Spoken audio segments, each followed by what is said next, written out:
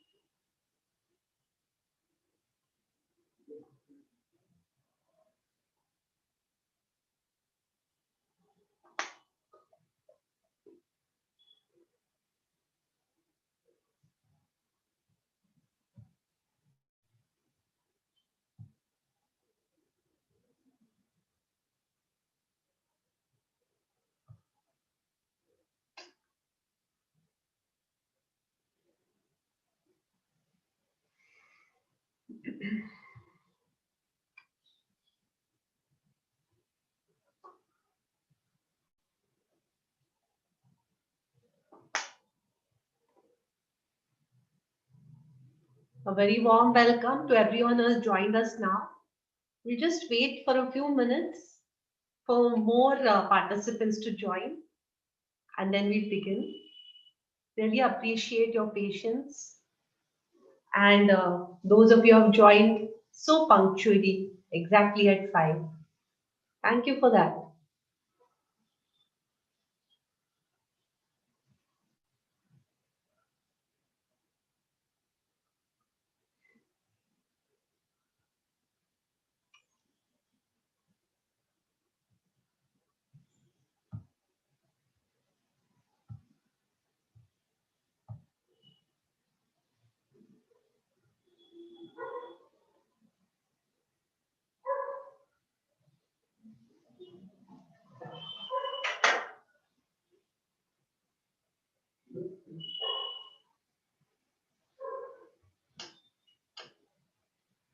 We begin in another 3 minutes. I think exactly at 5:05. Let's begin.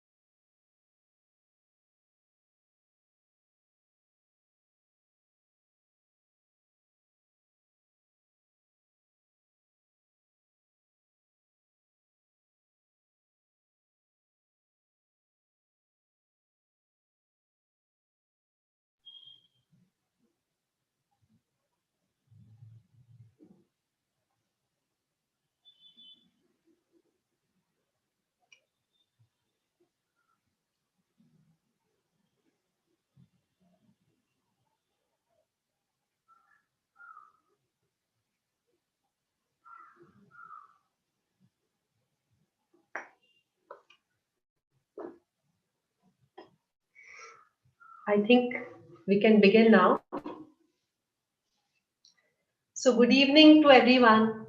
A very, very warm welcome to all of you who have logged into our webinar, Education Expands from I to Me. It's such a wonderful thing to see a good response, and it just goes to show that what is on all of our minds now, is the National Education Policy and what it means to us as stakeholders in education. Many of us here might already know that India got its first national education policy in 1968 after 21 years of independence. 18 years later, in the year 1986, the new education policy was put in place, which was modified in the year 1992, and a program of action was announced. And now, after a gap of 34 years, the central government has come out with the National Education Policy 2020. This is such a significant time in the field of education. Very crucial. The NEP will pave the way to a more evolved, meaningful education system, which has been long awaited. It is indeed something to rejoice about. So let us find out through a Menti question. What makes you rejoice about NEP 2020? So I think many of you are already familiar with how to use Menti. But for those who are joining us for the first time, you could go to your browser and type www.menti.com and you will see a code over there. You can type out the code and then you will see the question and you can answer the question in the Menti, right? So what makes you rejoice and what is it that you like best about NEP 2020? Please rate in the order of your preference. So is it the new structure of school curricula, the 5 plus 3 plus 3 plus 4?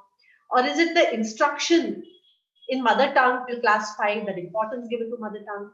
Is it the shift from rote learning to research focused learning? Or is it education to become more accessible and inclusive? Is that is what you like about it? That there is a skill and value based learning, that there can be multiple entry and exit options in higher education, or that there is a very strong focus on teacher training. What is it that you really like best? Would you like to rate in your order of preference from 1 to 7? Let us see. Be really interesting to know. Okay. How many responses do we have yet? Only 3. Okay, teachers, you have to go to www.menti.com and then you can type in this code 1650774.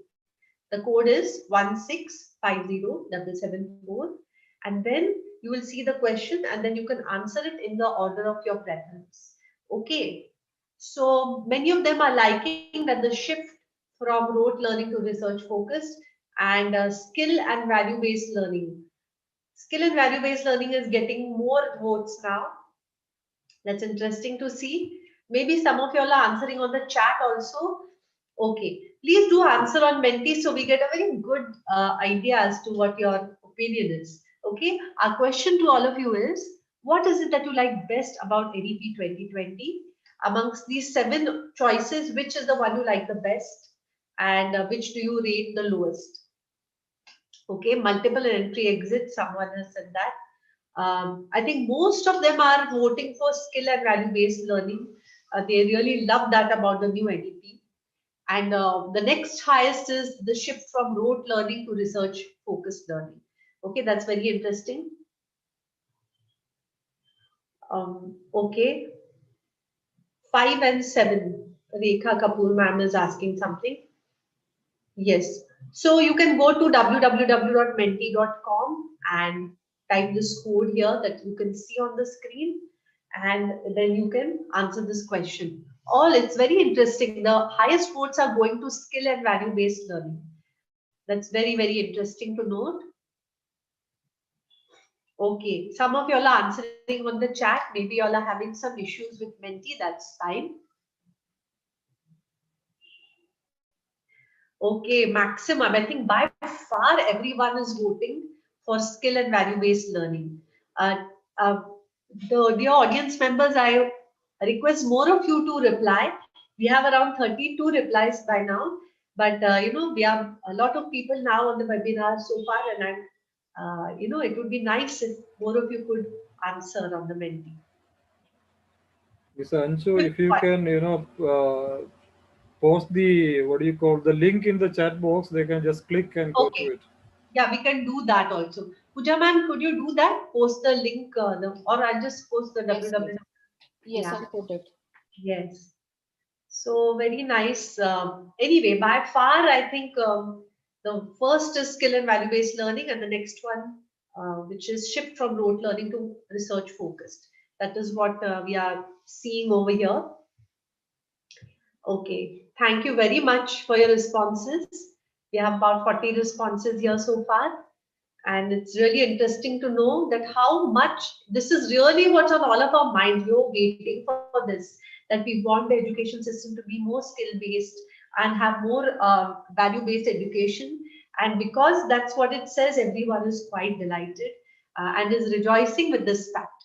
So thank you for sharing. I request all the educators and all the stakeholders who have joined us today to continue voting, continue giving, letting us know what you think about this, because it will be very interesting to know what the majority is feeling. Now it's very, very clear. The majority of you are preferring that skill and value-based learning is what makes you rejoice. So I think Pooja ma'am, should we continue now? People can continue voting, but we can stop sharing the screen now. Yes, thank you. So that was really interesting to know, and that is why it makes this webinar so pertinent today, especially with Heartfulness as the host, because as you all know, that's what we are, that's what we exist for in the field of education, uh, to help out with life skills and a value-based education. So now we have even more reasons to celebrate other than the NEP 2020 right now, because we have some very eminent and esteemed panelists with us. They actually need no introduction because they are so well known in the field of education, but I would still like to invite them and very formally invite them to our forum. Firstly, I would like to welcome Dr. M Salam, General Secretary of Bharat Sahodaya and the Principal of Oxford School, Trivandrum. Dr. Salam is a proactive educator who has 22 years of experience behind him. He is a true multitasker, and apart from being the principal of a reputed secondary school, he also holds various other positions. He is the General Secretary of Bharat Sahodaya Complex. He is a CBSE resource person, and he is the CBSE Deputy Training Coordinator for Trivandrum region. He has been instrumental in the collaboration between his students and teachers with international initiatives such as the UN SDG 13 climate action. And I'm very happy to announce that he was recently appointed ambassador of UN Teach SDGs. And as you know, our NEP lays a strong emphasis on SDG 4. We are so honored to have you here, sir. Very warm welcome to you. Now, we have been associated with Kajal ma'am through various Heartfulness events in the past. And she probably needs no introduction to all of us here, but for those who are joining us for the first time, here it is. She has worked with SSC, CBSE, ICSE, and IGCSE schools, and having 15 years of experience in this field, from being a co-teacher to the principal. She is the recipient of Torchbearer Award of ATC Pune for incorporating inclusive education. She has received the ISA School Coordinator Award from the British Council for coordinating and organizing collaborative activities. Welcome back to our Heartfulness platform, Kajal ma'am. Thank you, ma'am. Yes. Thank you so much. I'll start my camera. I'm reaching home in 5 minutes. Sorry for that. No. I'm coming back from school and I'll on my camera very soon. Thank you so much. Yes, And it's always a delight to associate with Heartfulness. It really fills my heart with a lot of happiness. Thank you, ma'am. Thank you so much for those kind words, and it's always a delight to have you, ma'am. Now we would like to welcome Mr. Vipulreddy, educator and advisor for the Barefoot College. Vipul sir too has been part of our Heartfulness Forum earlier, as many of our viewers may remember. At Khan Academy, Vipulreddy helps schools make the most of their online learning resources in classrooms. As the CXO at Global Discovery Schools and Director of Academics at Pearson Schools India, he designed the daily classroom experience for thousands of students nationally. He's a TED innovative educator, an advisor to the school on the Barefoot College campus, a TEDx speaker, and alumnus of the Stanford University Graduate School of Education. A very heartful welcome to you, sir, and so glad to see you again. Thank you. So we at Heartfulness are so happy to bring this webinar to you. And many of you in the audience may already be acquainted with Heartfulness. Yet for our first time participants, we would like to let you know what is Heartfulness. Heartfulness is a way of living by and from the heart. It helps us regulate the mind and purify the heart through a simple set of tools. Several surveys and feedbacks reflect the impact of Heartfulness programs on teachers and students alike, enhancing their self-esteem and becoming more balanced individuals. This is at the very core of holistic development and inner transformation due to heart-based practices. I'm very happy to share that, like most of our webinars, we will all have the opportunity to experience such a heart-based practice towards the end of the session. Well, it's been a while since we've heard from you directly, so let's have another Menti question.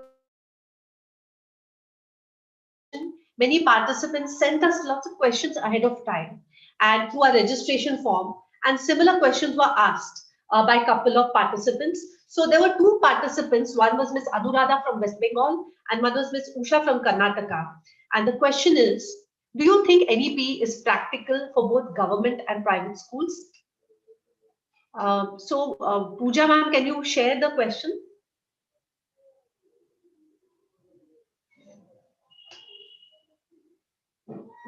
Yes. So, do you think NEP is practical for both government and private schools? What do you think, the audience? You can again go to www.menti.com and use the same code. Okay.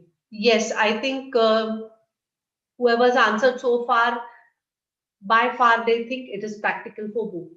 Having gone through the policy, they feel that yes, some are not really sure, but mostly everyone is thinking it's practical. There are some who feel that no, it's not practical. Very interesting. You know, it's through these collective conversations that change really happens. So it's very important that we all share what we feel, you know, very frankly. That's absolutely okay. Whatever you feel, do share it with us. Yeah. So I think equal number of people are not sure and feel that no, it's not practical. And but the vast majority is feeling that it is practical for both. All right, so good number has answered. Would some more like to try, because it'll give us a clearer picture, because now as the time is progressing, the not sure bar is growing, and the ones who are saying no, that number is reducing, or the at least comparatively.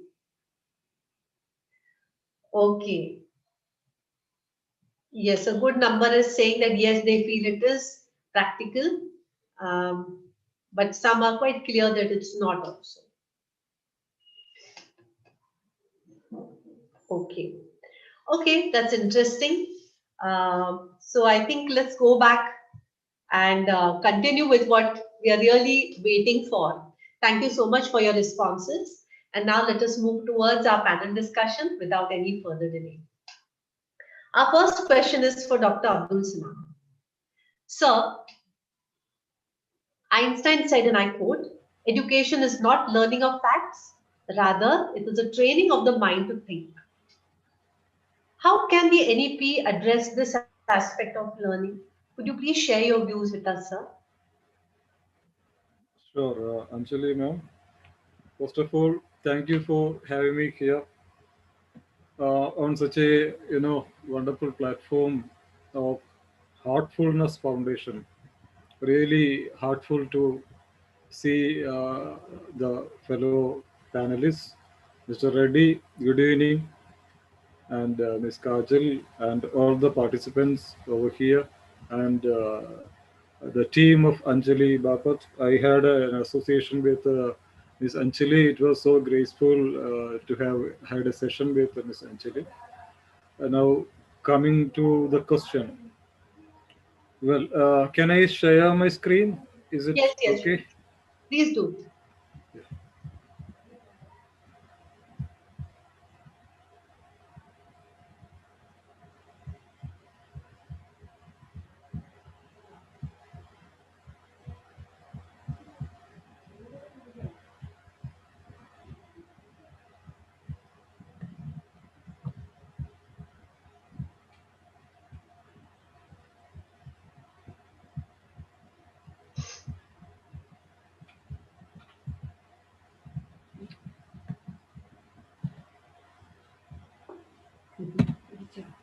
Just a minute.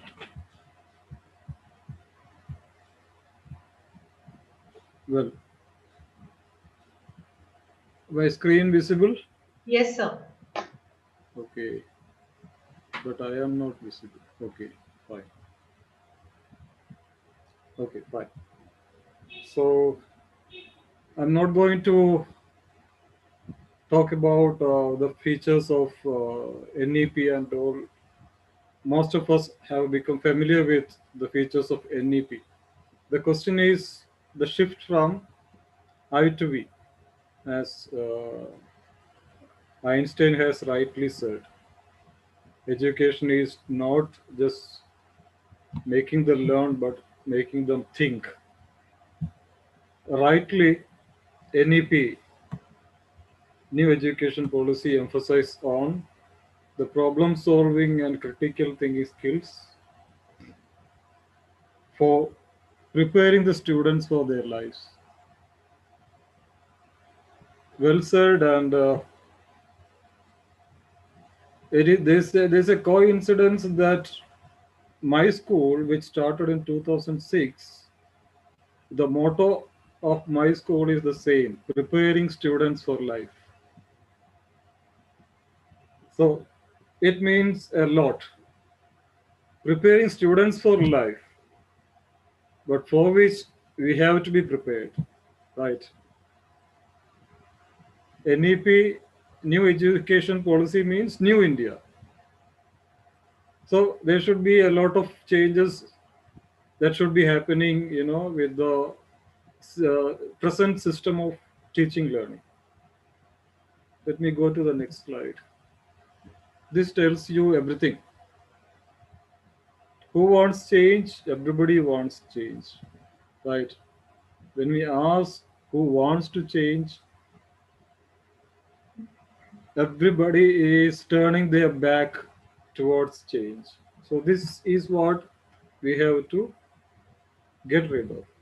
We have to prepare ourselves in order to see that the education for the new India, when it is implemented, is envisaged by each and every educator, so that the students get benefited. So we should be ready to embrace change. A lot of preparations we have to do in the due course, and most of you have said that new education policy can be implemented in government schools and private schools. No doubt, everything we can do. Only thing is, we have to be ready for the change.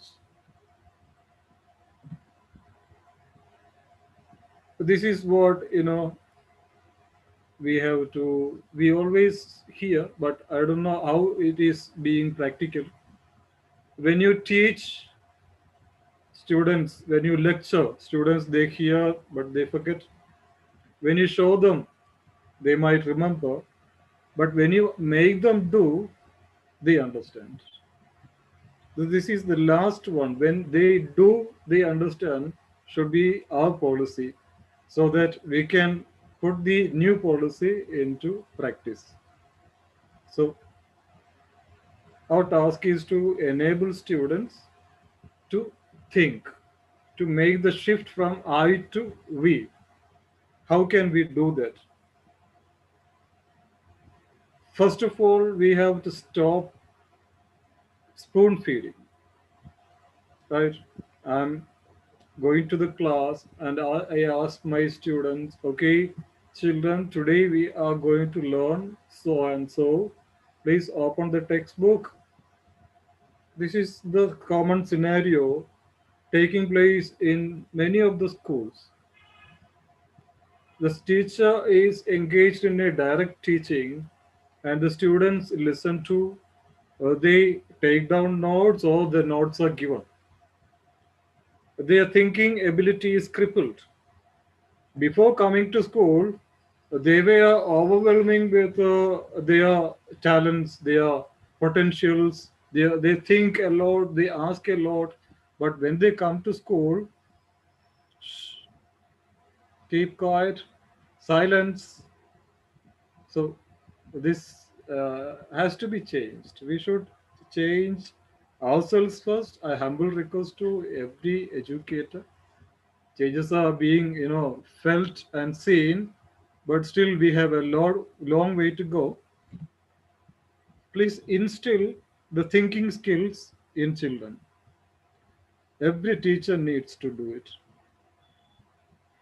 How can we make sure the child thinks? By giving them opportunities, not just making them what do you call mug up.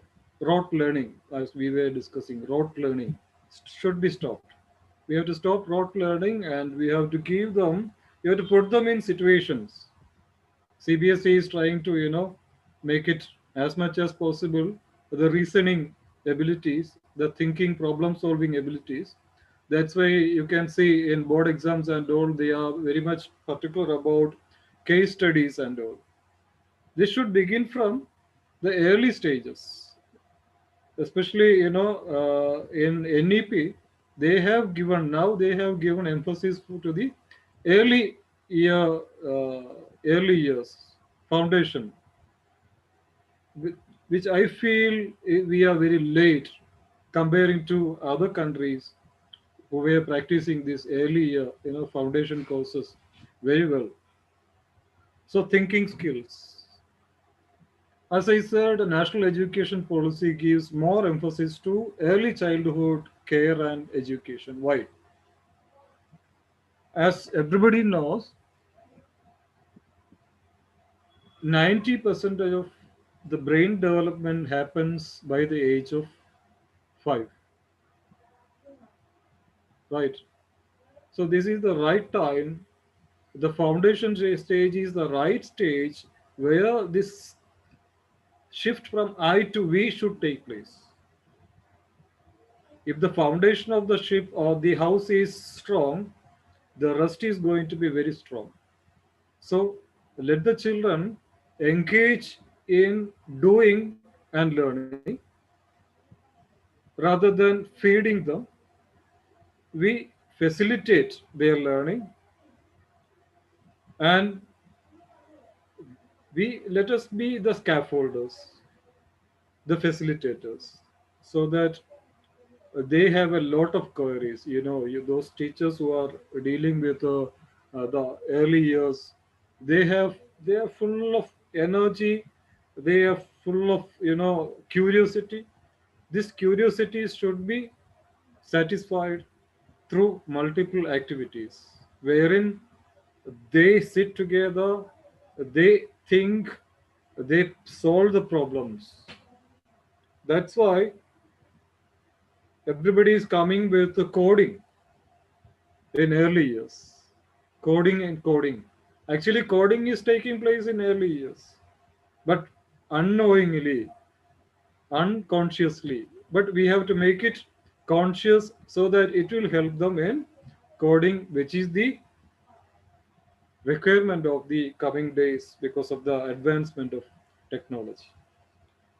So NEP also, NEP gives much more importance to early year education, and these children are wonderful, citizens of tomorrow. They can do a better job if you build the foundation by giving them the roles to play. Let them do, solve the problem, and when by the time they reach the higher grades, we are going to have a superb generation who will be able to solve every problem. As participants have opted for skills and values, of course we have to focus on the skills. India, when we compare India with other nations, India is a young country. Majority of the people, if you take the average age of the people, it is 29. Very young. We have multiple potentials. So if everybody, they join hands together, we can do wonders. We can change this I to we work together, students they work together, and a better new India is built up, right? And also I will add one more point with regard to shift from I to we. Also India, new Indian, I mean new education policy also focuses on the diversity of education as much as inclusion. Diversity, we have been practicing now. I think students have started learning, knowing more about their other states through art integration and all. That is the quintessence of art integration, to show the diversity. We are one in diversity. So, and also the inclusion. A lot of things the government has planned for inclusion, because a lot of children are not able to get education. Those C, what do you call SEN, SEWN children, they have to be helped with. So it's everybody's task. We have to. So you can see the programs for special needs children, enabling, just a minute, yeah, enabling mechanisms. First of all, enabling mechanism for CWSN or Divyang, we call it, the government calls it Divyang, to receive quality education for the special education needs children. Children with the special needs will be integrated with the regular schooling. That's why there should be special educators in all the schools, in all the CBSE schools. But how many CBSE schools do have special educators? Think about. Also, it's compulsory that unless and until it is inclusive, we are putting a group of children aside. We are denying their education rights. Government has come up with a lot of programs, Beti Bachao, Beti Padhao, single child scholarship, then Sarva Shiksha Abhiyan. All these are aimed at inclusive education. So every school should have, if not now, but in the coming years, special educators. And also we should have happiness corners in schools. Technology enabled assistive, that is also coming up. Then modules, NIOS will be making the modules, that is to help the inclusive teaching. Alternative schools so will be taken help. The private schools, government schools can take help from the alternative schools, and government is planning in-house, in-service courses for teachers, in addition to the 50 hours courses for the all the teachers. There is particular courses designed for special educators, certificate courses and all. So without inclusiveness, without diversity, the shift of I from we is not going to happen. So I would like to conclude my points here. I hope I have, covered. I have answered the question by Anjali ma'am. Anjali ma'am, is that fine? Hello,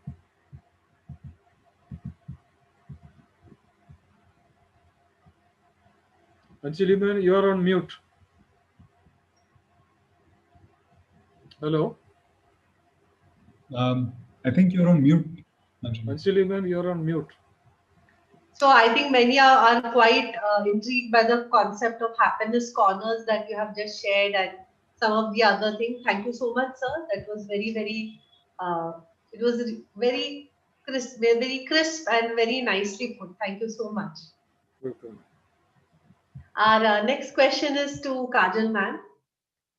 Or I'll maybe ask the next question to Vipul sir. Yeah, sorry about that.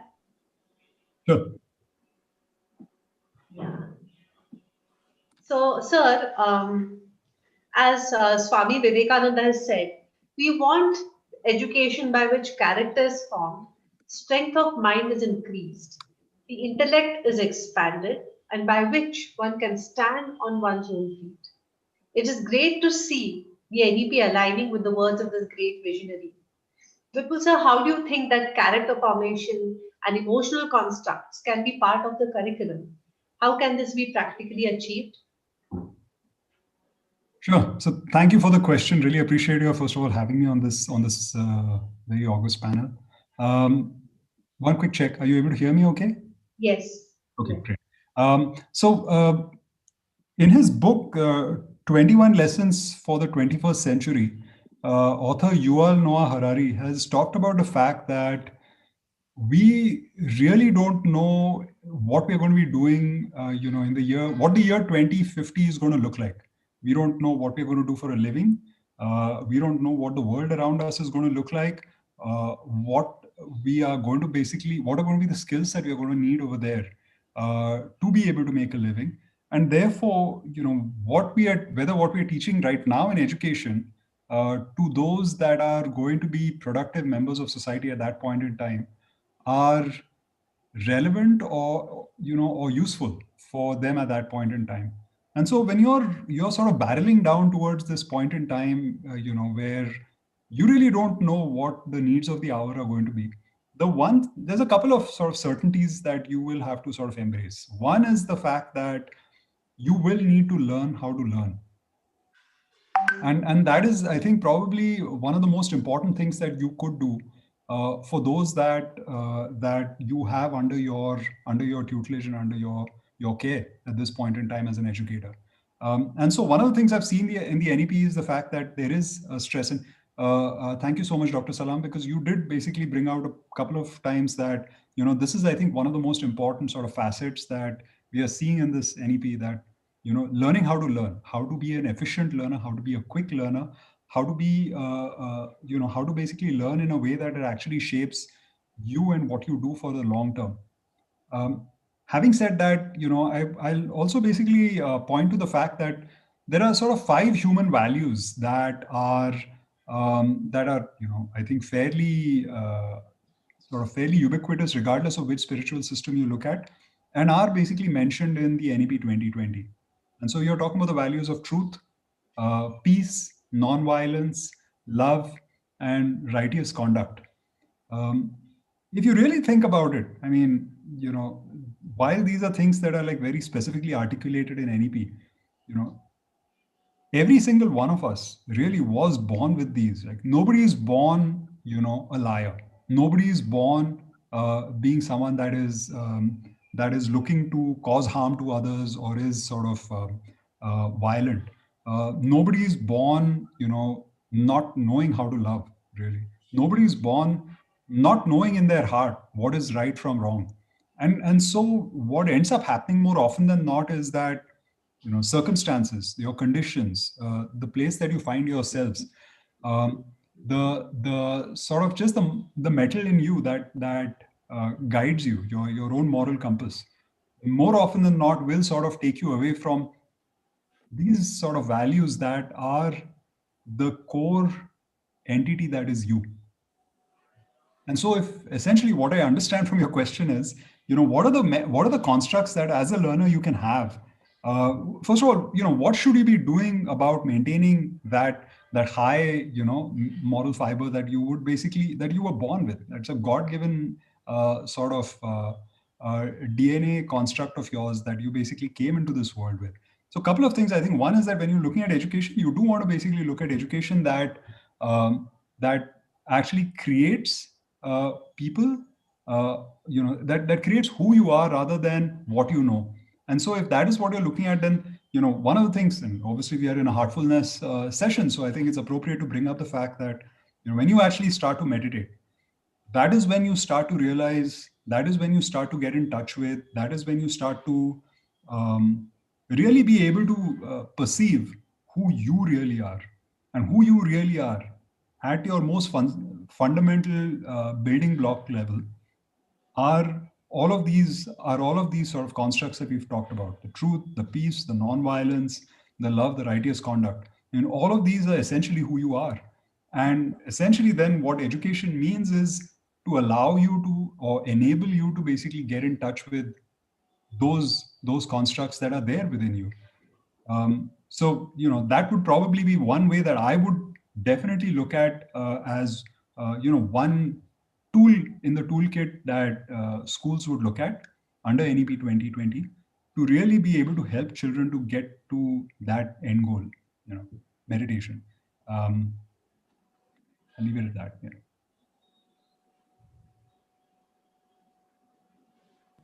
Thank you so much, sir. I think that was very profound. That when we focus on teaching the children to learn who they are rather than what they know, that's what that's what we should be focusing on. And that happens when we teach them practices such as being looking within, or meditating, or relaxing, or things like that. Wonderful. Thank you so much for that, sir. I think now I'll ask Kajal ma'am the next question. Kajal ma'am? I'm there, ma'am. Yes, good. The NEP proposes the revision of and revamping of all aspects of education structure, including teacher trainings. Teachers are integral to any education system, and without changing the way teachers are trained, it will be difficult to refine the quality of education.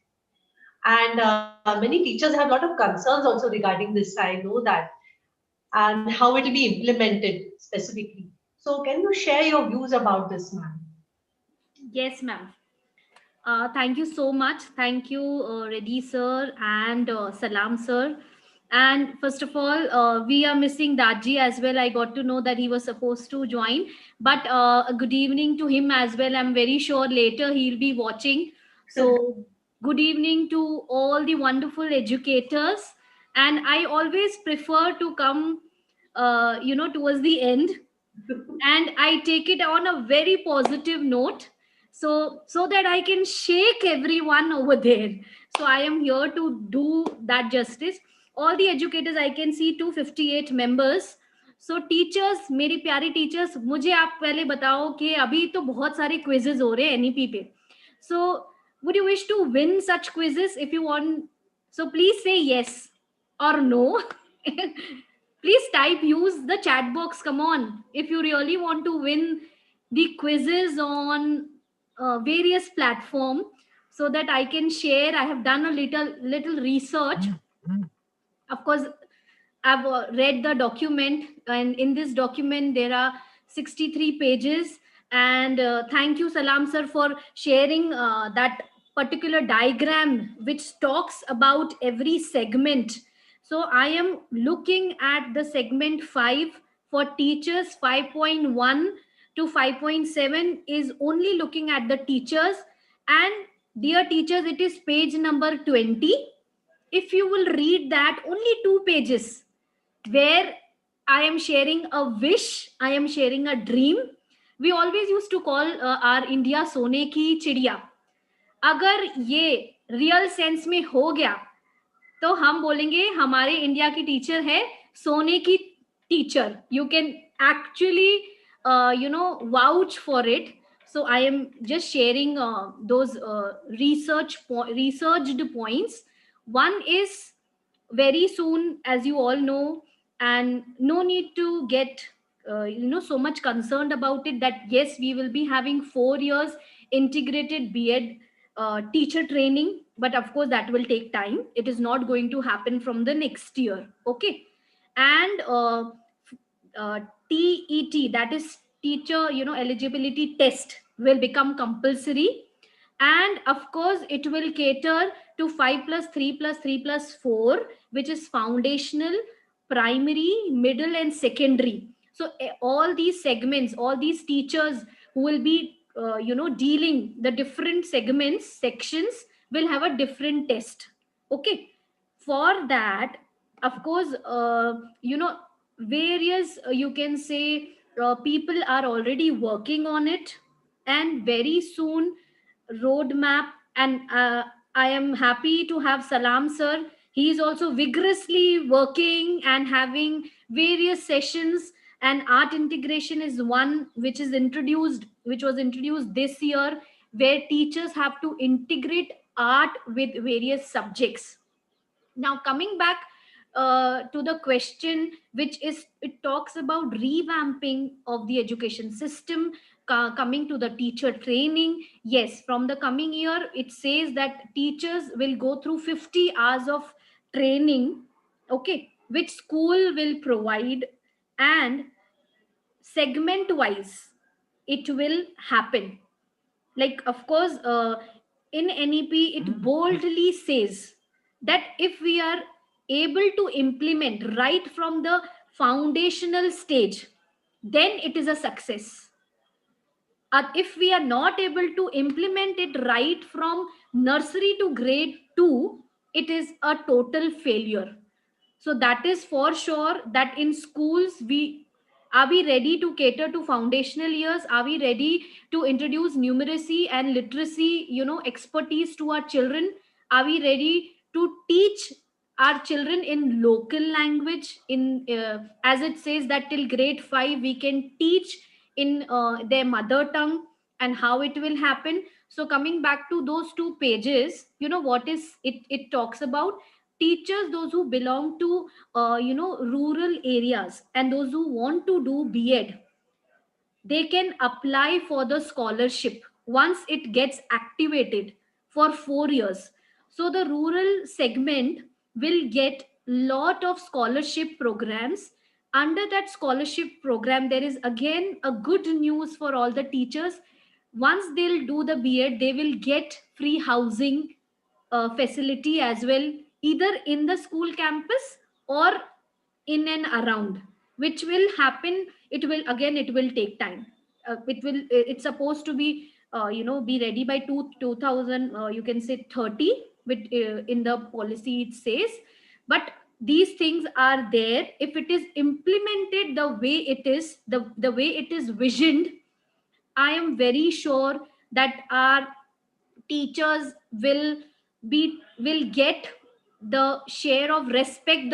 And in India especially, we give lot, and still it is, we give lot of respect to our teachers. So I believe that that respect is, we are going to get back very soon, and we are going to get our share. And I just want to share a few more things, that earlier how it was 10 plus 2 it was, so it is 5 plus 3 plus 3 plus 4. This we are very clear. But what next? In 10th we will have board exams, okay, in 12th we will have, they'll be easier, they'll be concept based.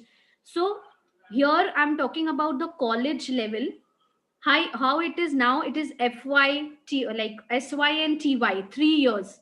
But if once it is followed, how it will be first year, if they do, they get certificate. Second year, if students, they get diploma degree. And third year stands for degree. Fourth year stands for degree with research certificate. That means every year students are also getting benefit. If they do 1 year, they get the certificate. So for all these 4 years, they are getting certificates. So I thought I must share this news with teachers so that they are ready. And NRF stands for National Research Foundation. NCIVE stands for National Committee for the Integration of Vocational Education. So vocational education will be introduced from grade 6 onwards, which we know it. And then ninth onwards, it will be 4 years, 9 to 12th. It will be 4 years integrated. You can consider till 12th. These 4 years will be integrated. Okay. Someone is saying, please type. Okay. Ma'am, may I share my screen if you allow me? Yeah. I'll just share the screen so that later they can take just a minute. I'll just take you through. Is my screen visible, ma'am? Yeah. We have 5 minutes, right, ma'am? Yes, yes, yes. Go ahead. Okay. So I'm just I'll just get you through what exactly it is. As we all know, what is the objective? It is to make India a global knowledge powerhouse. Okay. And our MHRD was renamed and it is now named as Ministry of Education. And of course, the third major revamp, which we are actually discussing, revamp of the framework of education. And this is the third policy. Okay. So this we have already discussed, so I'm not touching it again. And if you want, you can take the screenshot. And because it talks about what exactly we are looking in the foundational stage, we are looking at activity based learning. Preparatory stage, we are looking at discovery and activity based interactive class learning. And then 6 to 8, it is experiential learning. Here humanities is added for them along with the vocational courses. 9 to 12 is based on critical thinking, flexibility, and yes, students have the choice of subjects there. So this also you are already familiar. Here you can take the screenshot. I want to show you from the teacher point of view how it is going to benefit teachers. So my dear teachers, you all might, like in every school we have a CBSE coordinator who does everything along with the principal. So very soon we'll be having school governance who will be setting up the accreditation framework and an independent authority, so that school gets lot of time and to teachers to focus on curriculum rather than for focusing on accreditation and getting the CBSE affiliation. And teachers have to focus more on literacy and numeracy at the foundational stage. Teachers will have to go through a lot of training. Yes, over here in the document for the teachers, it talks about that. See, it is as in the beginning Anjali ma'am asked one question, how it is practical applicable for schools. So they have already given a suggestion in it that they, for vocational training, they can appoint teachers who can cater to 6-7 schools in the state, or cross campus teachers can be called to cater to these vocational courses, as we have the habit of being online. So this will continue when we talk about our vocational training. Okay. And now, as I already told you, mother tongue will be there till grade 5. And now our regular report cards will have a complete 360-degree holistic progress card. Okay. And then here is something which teachers must know, NCTE. Okay. Consultation with National Council of Educational Research and Training, NCERT. Okay. So National Curriculum Framework for Teacher Education 2021 will be formulated by NCTE. Okay. By 2030, the minimum degree qualification for teaching will be a 4-year integrated, which we are discussing. Of course, the guidelines will be shared, but that will take time. And here is like way forward. A new education policy aims to facilitate an inclusive, participatory, and holistic approach which takes into consideration field experiences, imperial research, stakeholder feedback, as well as lessons learned from best practices. It is a progressive shift towards a more scientific approach to education. The prescribed structure will help to cater the ability of the child, stages of the cognitive development, as well as social and physical awareness. If implemented in its true vision, the new structure can bring India at par with the leading countries of the world. And here I would like to quote, uh, basic education links the children, whether of the cities or the villages, to all that is best and lasting in India. So, by Mahatma Gandhi. So, I'll just stop my screen, and I would like to share two more things. What this policy has not addressed is the zonal talent hunt, which is not included in the policy. And teachers must know that in this policy, like the gross enrollment ratio, the students who were away, from the schools, the rural segment, they will come back to school, and they are ensuring, they will ensure that it should increase the ratio by 50% by 2035. And the GDP, gross domestic product, which is like 1.6, they want to increase it by 6%. And national mission on fundamental literacy and numeracy will be very active for the foundational years. So, my dear teachers, there are many things to celebrate, where we will be in a position which, from where I started, हमारी teachers कहलाएंगी सोने की teachers with lot of knowledge, and where which everybody is working on it. This is the year where we have created platforms and deliberated discussions on NEP, and I'm very sure we are getting future ready. So thank you, Heartfulness Institute, for having this gathering, and I hope I've done justice to your question. Yes, thank you so much, ma'am. I think all the educators in the audience are feeling a little less anxious about what the future has, and knowing that they're going to be the golden teachers, or the Sone ki teachers of the future. And because so much of value will be added to them through this various training that they want to go through. Thank you so much for that. I'm sure teachers are feeling very happy and relieved to hear about that. Yes. So all the teachers over there, you have a new name, Golden Teachers. So time to celebrate. New Year is also coming. Christmas is coming. So you must, feel treasured one. You are the chosen one. And this was the time where you have proved yourself that you are the best in the world, and you have so many children in your hand. So you have to be very, very happy. आप खुश रहेंगे तभी तो आपके बच्चे खुश रहेंगे. Absolutely.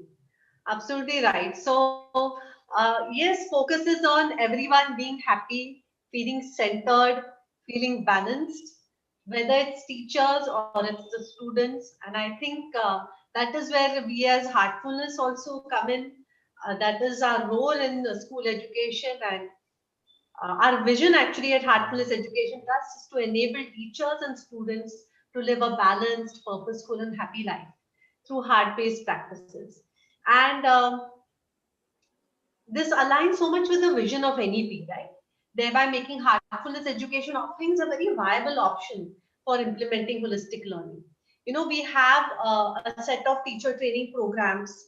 One, there's an Inspire teacher training program. We have Resilience in Crisis. So many things we have, so many offerings for teachers to feel good, to feel happy, to feel peaceful. Because as you rightly said, when they are that way, then only then can they transfer those qualities to the students. And we also have a lot of programs for our students For for children from standard 1 to 9, we have Heartfulness Way Curriculum, which is based on the 9 core values of given in UNESCO. And we also have a very, very nice life skill programs for students from standard 10 to 12, which is called Heartfulness Experience Life's Potential or Health. And these are all evidence-based programs. We have lots of testimonials, lots of data and research done that they have been really effective. So this is where we can come in and partner with schools to implement holistic learning in your school framework. And ma'am, as you were talking about it, life skills, spirituality, value education, it is a must now. Yes. There is a mention in the policy itself. Yes, there is. There is. So it's a movement from being some accessory to being a necessity. Now you have to have it. Yeah. So yes. So now we had lot of our audience asked many nice questions through the registration form, through our Padlet link that we had shared, and we'd like to take some of those which are really, really relevant. We'd love to have taken all of them, but unfortunately, we really don't have that much time. And we hope our esteemed panelists will take few of these questions. So one question is from Malati S. Kalmadi from Kannada Sangha's Kaveri group of institutes. Her question is, the NEP is great on paper. What efforts are being made to support the implementation scientifically? So would anyone like to take this question amongst three of you? Who would like to? We can add a little bit into it. Sure. Okay. Sure, ma'am. Yes. So I'll just add, Yeah. every school from their end, they are doing and they are playing their part to be future ready. And being very honest, both my co-panelists will agree that we as leaders, we're taking a lot of efforts to pass this information to our teachers so that they understand how to implement, right? Like, that's the foundational years to start with. Like, now I know I have to focus more on literacy and numeracy, which we have already passed this to our teachers, so that we start right from the root. Where Salman sir, right in the beginning, he said that foundational stage where we need to work to the core, वो ठीक करना है, so that we gradually have the progression done. So I am very sure and very positive in it that we will be taking this step by implementing in our pre-primary segment by focusing more on math, English, local languages. Then comes your environmental education. Of course, we'll introduce, we Indians, we put lot of emphasis on content. We can't remove that. एक झटके से हम निकाल नहीं सकते, but of course we'll be ready to implement from there. Reddy sir and Salman sir, you'll agree? Yeah, so I think, absolutely. Couple of things though I've seen just in my experience with schools is that there's three places where schools need handholding beyond, beyond basically having some sort of a policy that comes out and potentially, some sort of enhanced content that comes out. Beyond that, you basically need three things especially that are like super important to make this thing actually work on the ground. So on paper, the question is absolutely bang on. It look amazing, but to actually translate that on the ground, teacher training, probably the most important thing. The most important thing that any government can do towards making any kind of policy actually come into action and actually, start to deliver what it was what it was promising. And this isn't just basically teacher training where, there's like some sort of a one-time download that happens during the summer holidays and boom, you just sort of leave the teachers to their own devices for the rest of the year.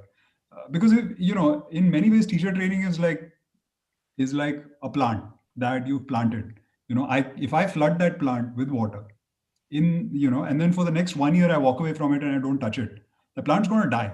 And that's no different than any initiative that you basically are going to plant in a school. You basically have to continue to water it all year long. So, having some sort of initial training followed by mentoring, followed by ongoing training that basically looks at where are the teachers and what are the things that they're falling short on in terms of, the gap between what we planned and what we're actually seeing on the ground, and actually delivering that by way of training and mentoring. Second thing that I've seen is really important is support.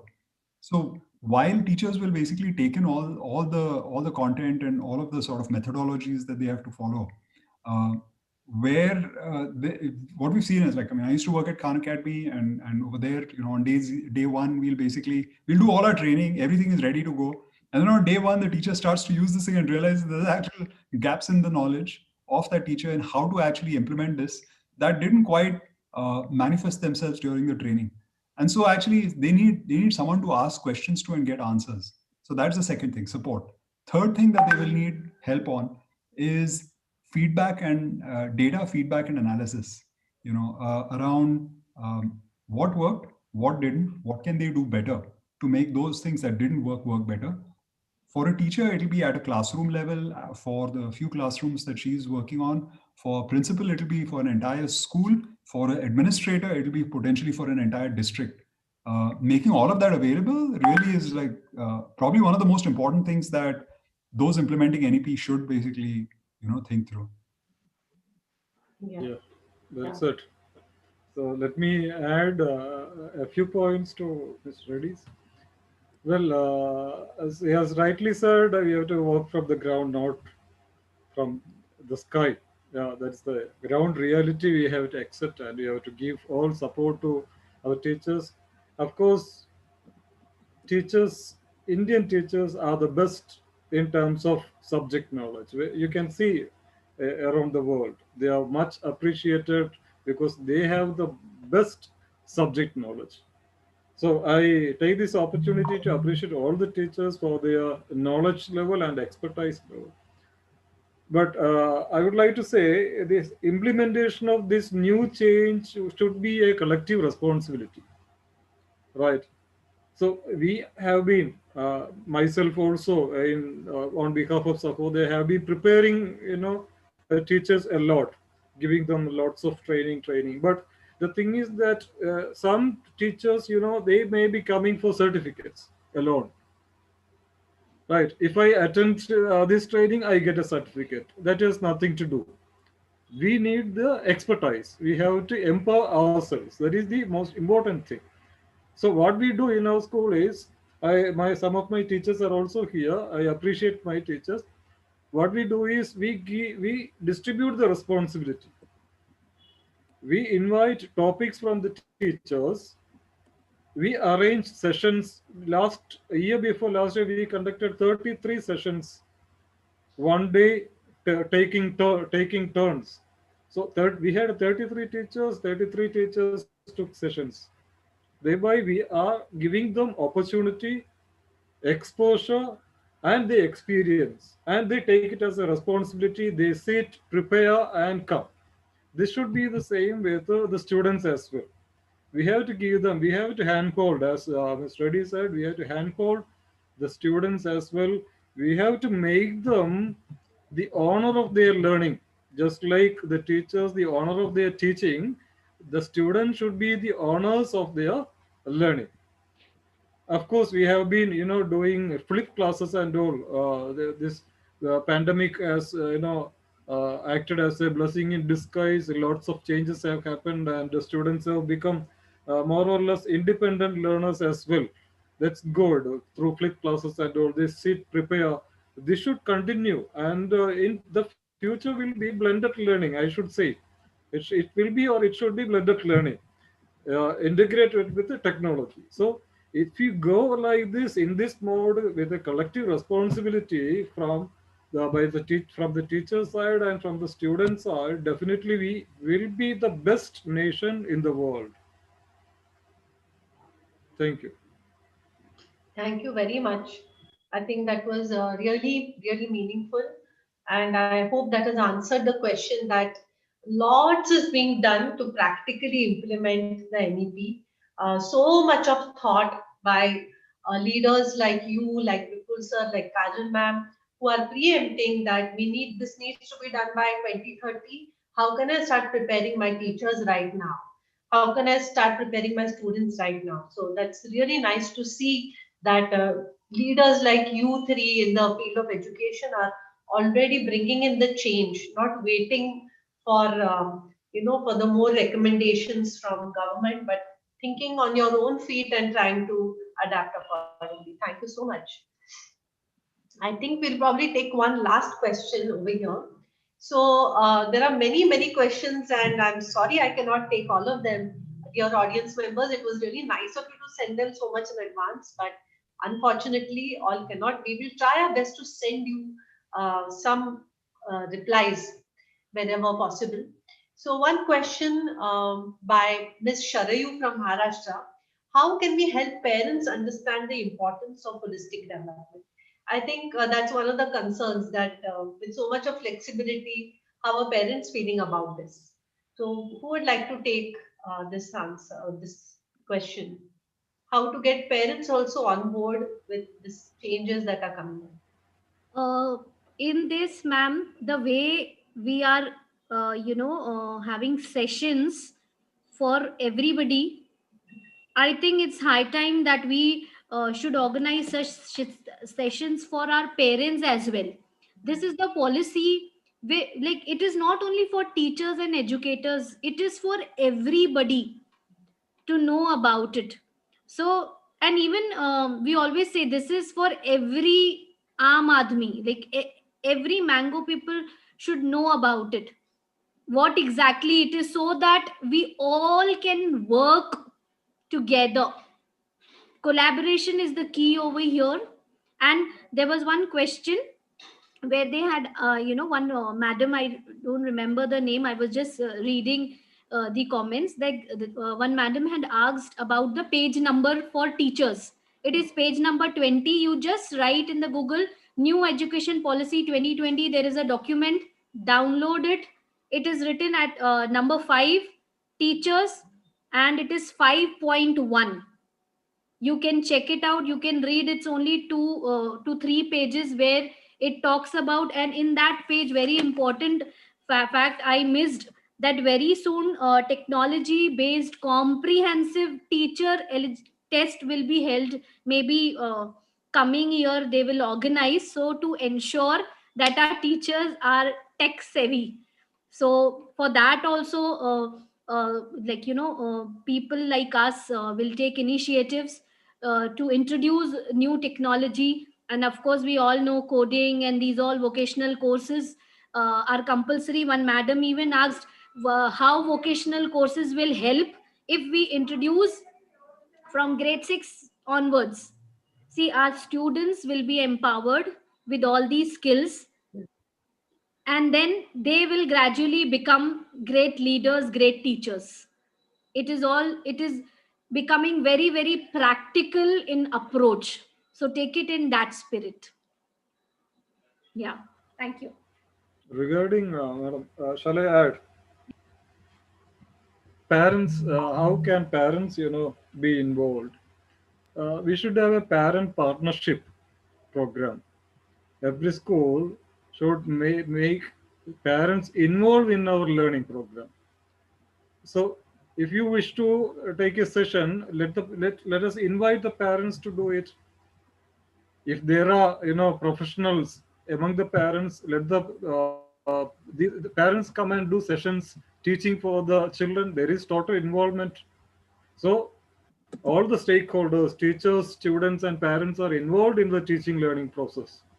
And so there is a mutual understanding, there is empowerment for all the three stakeholders. The school will be the best, doing the best in that case. Thank you. Okay, thank you, sir. Thank you, sir. So, yes, that's about how we really, it has to be a real partnership between parents, teachers, and students also. And I like how sir said that just as teachers should take ownership of their own learning, we also are training the students to take ownership of their own learning, and parents also will be part of this whole process. So I think with that, let us move to the interesting part of the webinar, all our Heartfulness webinars, where we all experience Heartfulness techniques such as relaxation and meditation. Are you all ready for that? I hope everyone is ready to experience a short session of Heartfulness meditation and relaxation. So I request everyone, please be seated very comfortably and close your eyes very, very softly and very gently.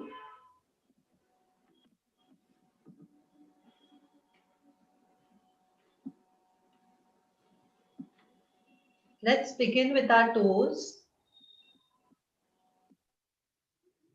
Wiggle your toes, and now feel them relax.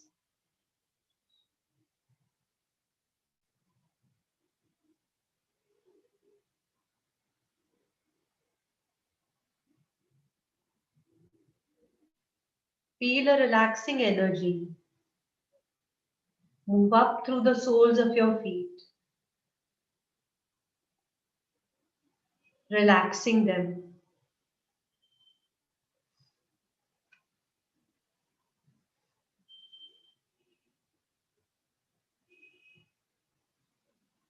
This energy moves up through your ankles, your calves, right up to your knees, relaxing them.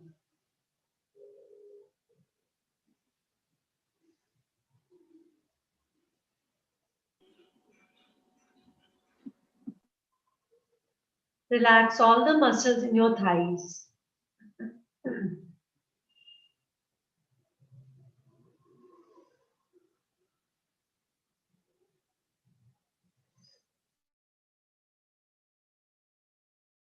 Relax your hips, your stomach,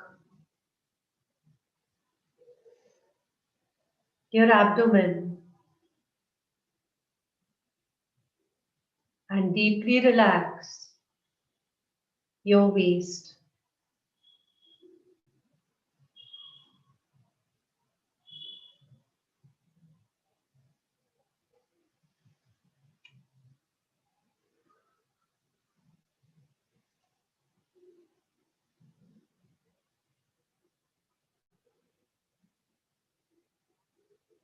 Very gently move your awareness to your back.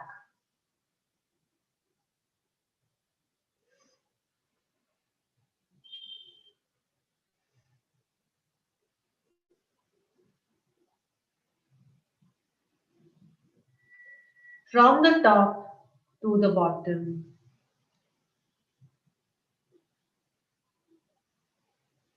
The entire back is now completely relaxed.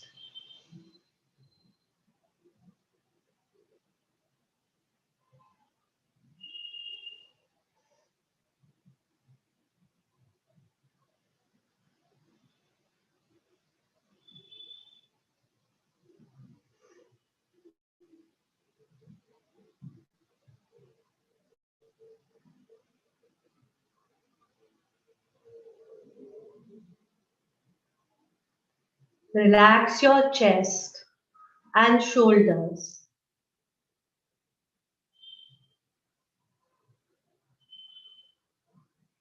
Feel all the stress from your shoulders simply melting away.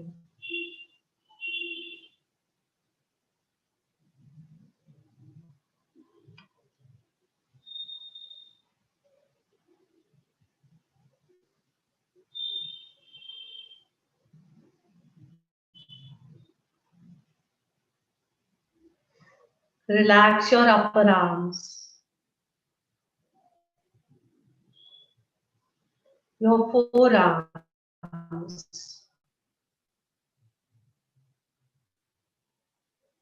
your hands, right up to your fingertips.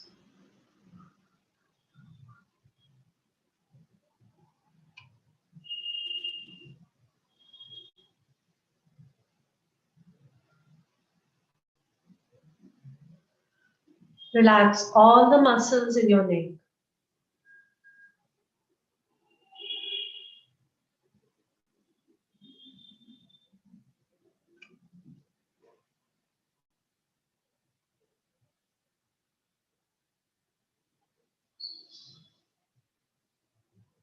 Very gently move your awareness to your head.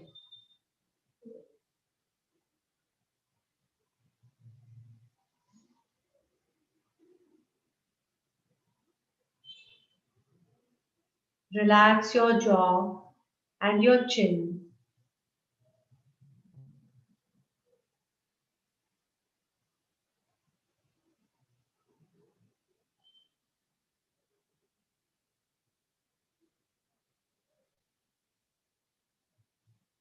Relax all the muscles in your mouth,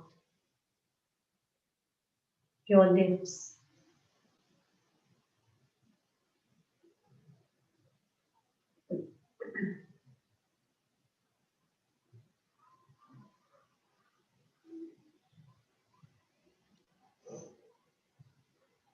Relax your nose, all the muscles in your eyes, your eyebrows, your forehead, your cheeks, all your facial muscles, your earlobes,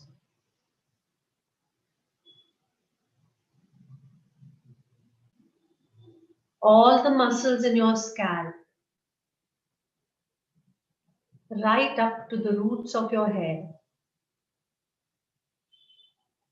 Everything is completely relaxed.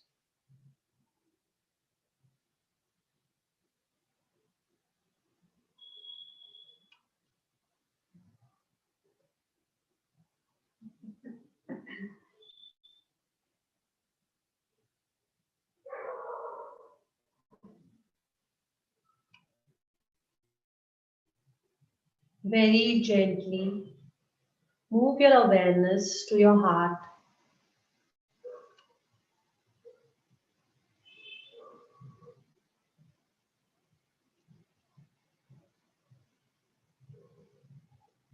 Give a suggestion that the source of divine light is already present in your heart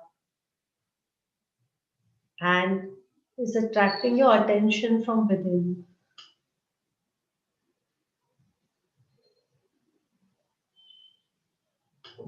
Feel immersed in the love and light present in your heart.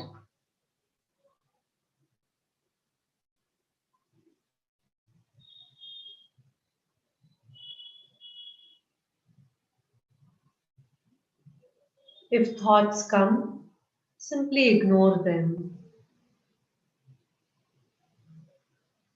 If your mind wanders, remind yourself that there's divine light in the heart and come back. Give all these suggestions very, very gently and slowly get absorbed in yourself. We will now meditate like this for another few minutes. We will be in silence until you hear the next suggestions. Please start meditation.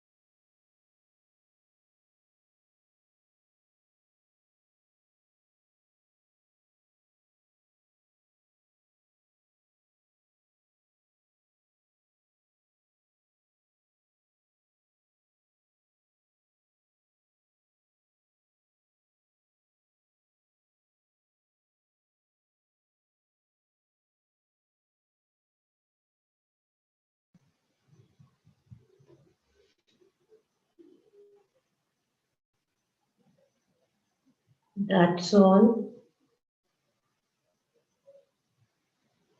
Keep your eyes closed and take a few seconds to think about what you just experienced during meditation.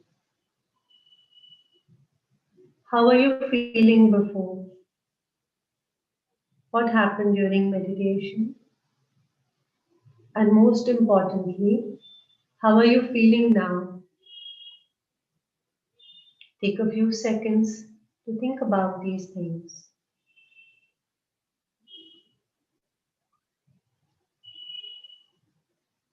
When you feel ready, you can very gently open your eyes.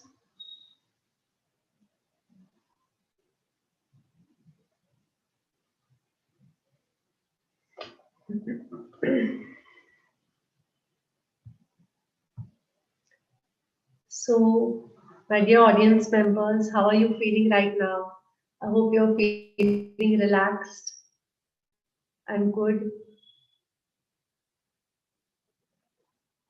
Yeah, some of you are saying you're feeling refreshed. Great. Yes, that's nice to hear. I'm really glad that you all are feeling relaxed and peaceful. So, dear friends, I think this brings us to the end of today's webinar. Would like to thank our esteemed panelists, Dr. Salam, Kajal ma'am, and Vipul sir, for taking time off from their busy schedules and being with us today here and adding so much value to this discussion, really enlightening us in so many ways and making things more clear for us regarding the NEP. It's been a very enriching experience and a wonderful interaction.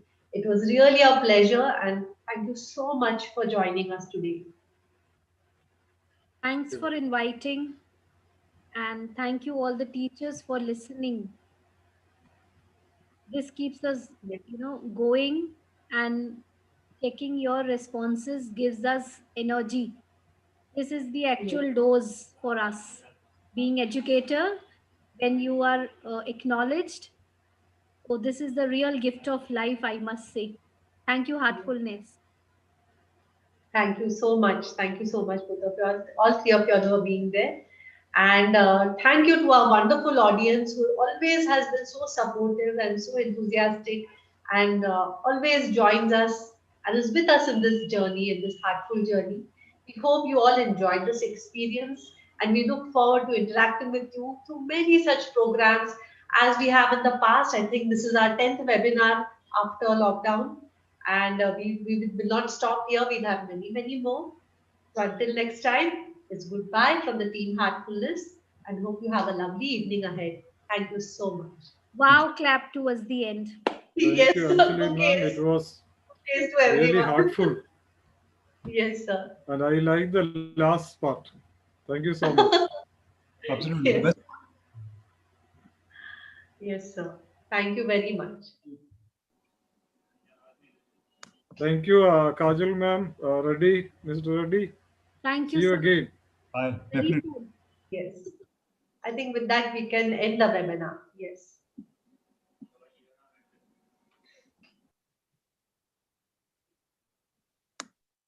Yeah, I think our IT team we can end the webinar here. Thank you.